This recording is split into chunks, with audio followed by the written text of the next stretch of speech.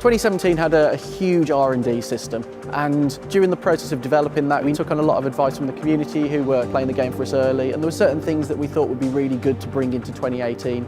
So probably first and foremost, we wanted more players to experience more of the R&D system to actually be able to progress their development at a quicker rate.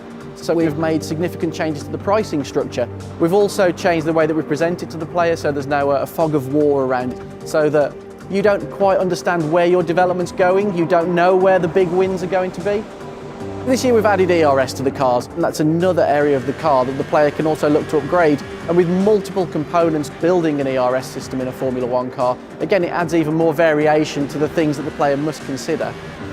To any Formula One fan, it's very clear which teams have got strengths and weaknesses in which areas, and that's something that we showcase quite heavily in the vehicle handling in the game, and we wanted to do something similar with the R&D tree this year. So each team now has a bespoke R&D tree which focuses on the areas that those teams may be lacking just a little bit.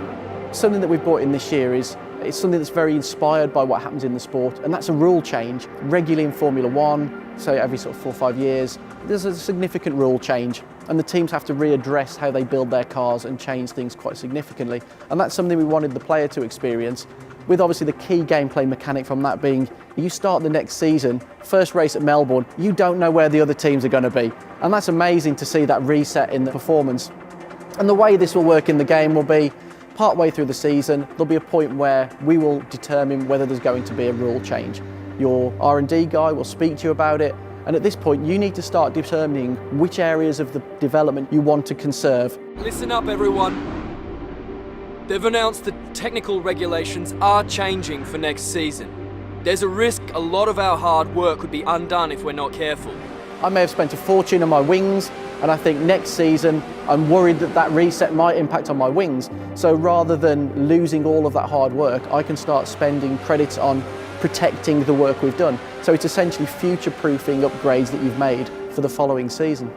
The AI have to work in exactly the same way. So each of the teams will be going through exactly the same thought process as the player.